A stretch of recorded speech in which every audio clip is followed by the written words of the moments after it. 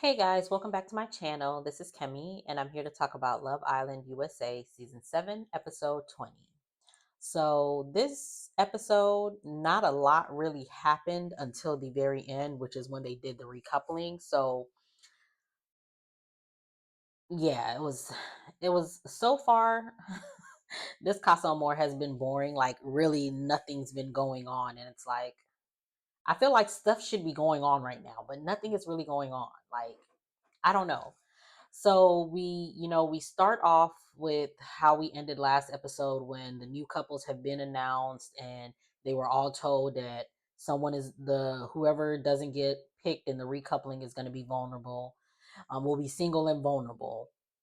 So each couple that we've gotten this that the new couples are now like mingling and they're each talking to each other, and then they're also talking to the one who isn't wasn't picked is also talking to other people. So we have TJ talking to, like, trying to make connections with the different girls or whatever. Amaya also trying to make connections with the different guys.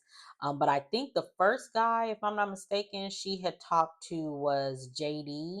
And I like their conversation because she basically just told him like how she's like, she's not really a clingy person, but when she gets with that person that she like that's for her or that she's in a relationship with, she will be like not clingy, but she's going to ride or die for them or whatever.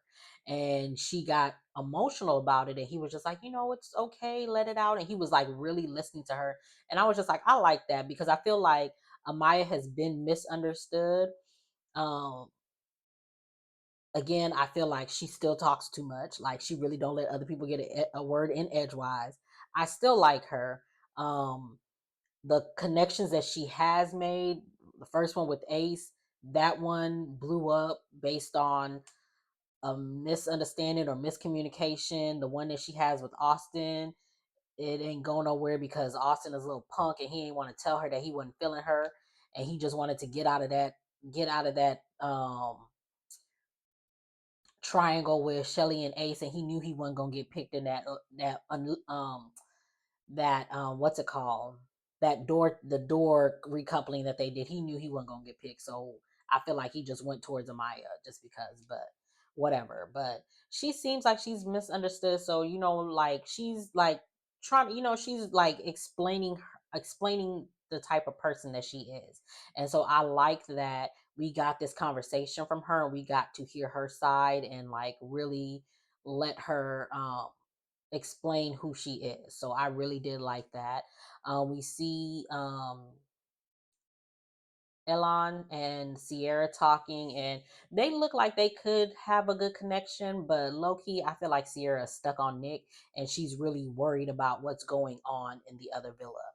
And again, with this new twist that they did, I feel like people were people were scrambling to make a match just so they wouldn't get eliminated, instead of, like, especially like for for the guys and the girls, like in Casa More the girls, and then in the villa the guys.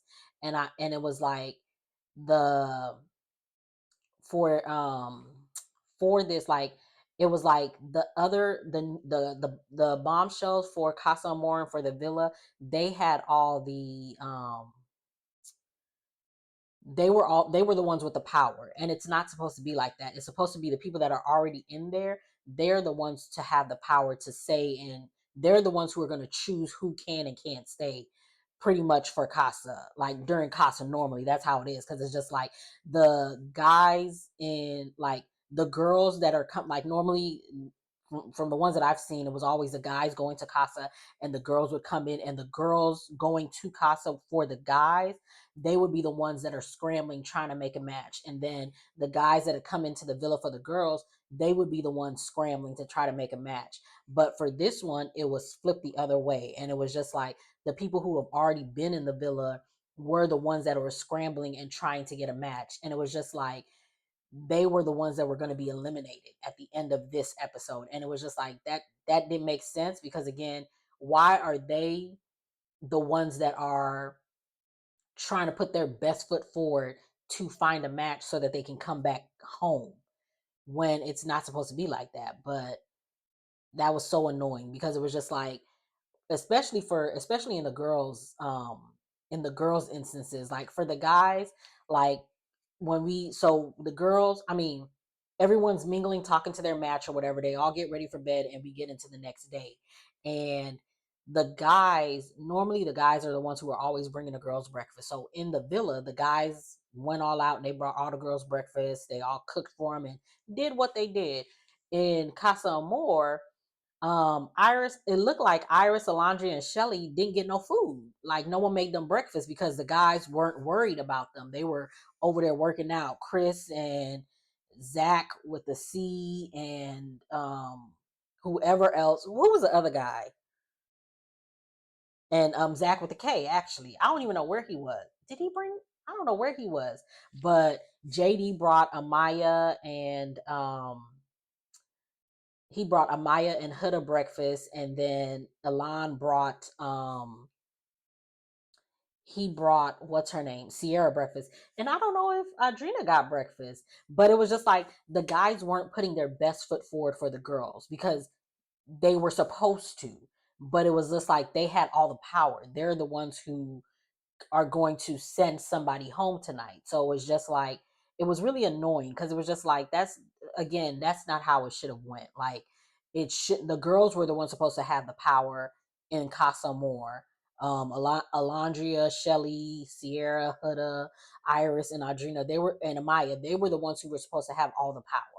And then in the villa, the boys were supposed to be the ones that had all the power because they were going to choose if they wanted to couple up with any of the girls that came in. But again, since everybody was single, the girls were the ones who had the power in the villa and the boys had the power in Casa. And it was just like so annoying because it was just like it wasn't balanced out right for me.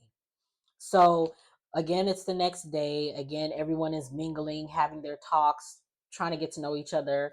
TJ is talking a lot to Vanna, which she's currently in a couple with Ace. So they're having a connection and they're like, they're trying to, see what can happen with them. And so Ace is talking to Coco, and Coco is currently in a couple with Taylor, and Taylor's talking to Clark, who she's currently in a couple with Nick, and Nick is talking to Jaden, who she's in a currently in a couple with Austin.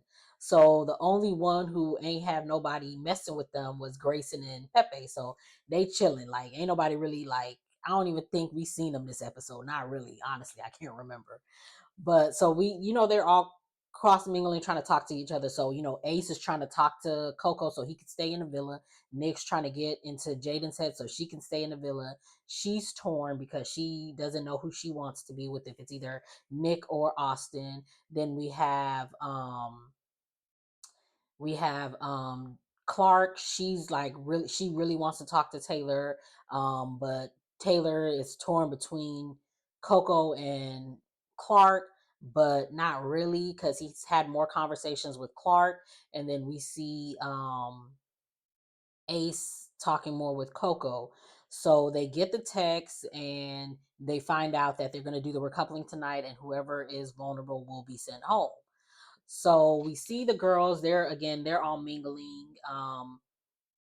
What's it called? Amaya, she's talking to different guys. She has that connection with JD from the day before. She also had a connection with not Ace, I'm sorry, with Zach K. So, and he's currently in a couple with Alondria. So she wants to pull him to the side so they can talk. So they talk, and as they talk, they kiss, and they're feeling each other.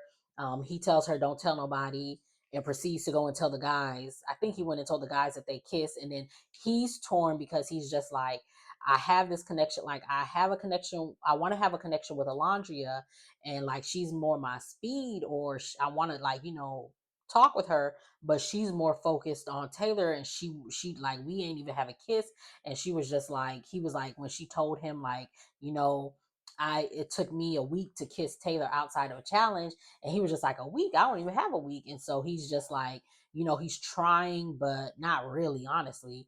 But then he feels like he has this connection with Amaya, and they kiss. So there's like, it's more of it's like a physical connection with them. And he's just like, I feel like whatever I do, I'm gonna mess something, like I'm going to disrupt something here, because all the girls are like really, really cool. So we get to the recoupling, and we do the girls first. So they all are in front of the fire pit. They get the text message, and they're asked, the single lady Amaya go to the front, and then they're asked if there's anybody that feels like they have a better connection with Amaya, stand up. So, they do the pan around, wait for a minute or whatever, and Zach stands up. So now she's in a couple with Zach. So she's told to go sit down, and then Alondria is sent to in front of the fire pit, and then they ask the same question. If you have a connection with Alondria, please stand up. No boy stands up, so she gets dumped from the villa. And oh man, when I tell you, Shelly and Alondria had me in my feels. Like, they came in together. They the Barbies. They're like, they love each other. Like, oh my God. Like, Shelly didn't even wait for Iris to finish saying what she said. When she said, you got 30, as soon as she heard 30, she jumped up and ran to Alondria to hug her. And she was like boohoo crying. Like, her makeup was just like, you could see the different, it looked milky or whatever, like milk chocolate on her face. That's how hard she was crying. Like, her makeup was just gone. And it was so sad. And all the girls, after they finished reading the text, all the girls got up and ran to her and was just like, oh my God.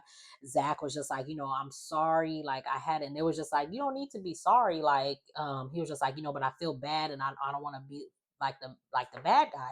And it was like, we don't think of you as the bad guy, like that. You did what you're supposed to do. Like, we're not mad about that. We're just sad that our girl is going home. Like, there's nothing you can say or do, like, at this point. It's not your fault. Like, y'all didn't have a connection, so y'all didn't have a connection. Ain't nobody gonna force you, because at the end of the day, somebody was gonna get sent home. If it wasn't Alandria, it was gonna be Amaya. So either way it goes, somebody was going to get sent home. So she goes to pack her bags, and like, she does not cry. And they were just like, you're so strong. And she was just like, I got to be strong, because who's going to be strong for me? And like, she kept her poker face on. And Huda annoyed me with her. I was just like, girl, like, calm it down. Like, it was just too much for me. I was just like, girl, that's a little too much. Like, way too much. It was just like, girl. So Alondria leaves, and as she's leaving, like, she's like saying her little exit, just little saying her little exit, and she like teared up or whatever. But before she left, she did Amaya and Huda and Shelly was just like, what are we gonna tell Taylor? And she was just like, it's okay, like, I'm gonna find my man when I'm gonna find, we gonna click back up when we get out of here, it's okay, like, we gonna be together like that or whatever. And she leaves, and then we go to the boys, and and so TJ comes to the front, and then they same thing happens. They ask, if you have a connection with TJ, please stand up. Vanna stands up, so they're a couple. Ace gets put to the front, and then it's just like, okay, so Ace, if you have a connection with Ace, please stand up.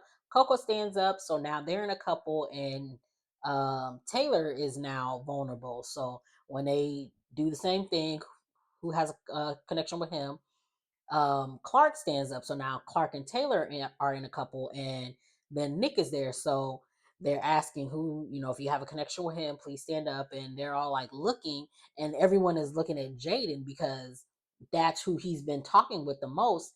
And she's sitting there like, oh my God, like, oh my God.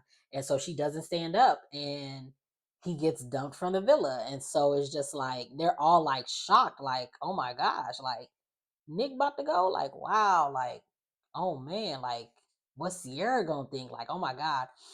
Taylor and Ace are like in their feels. Like, Taylor was crying. Nick was crying. I mean, yeah, Nick was crying. Ace was crying. They was crying. It was sad. Like, because Ace and Nick came in together, so they boys, like that's they friends, like So it was like real sad.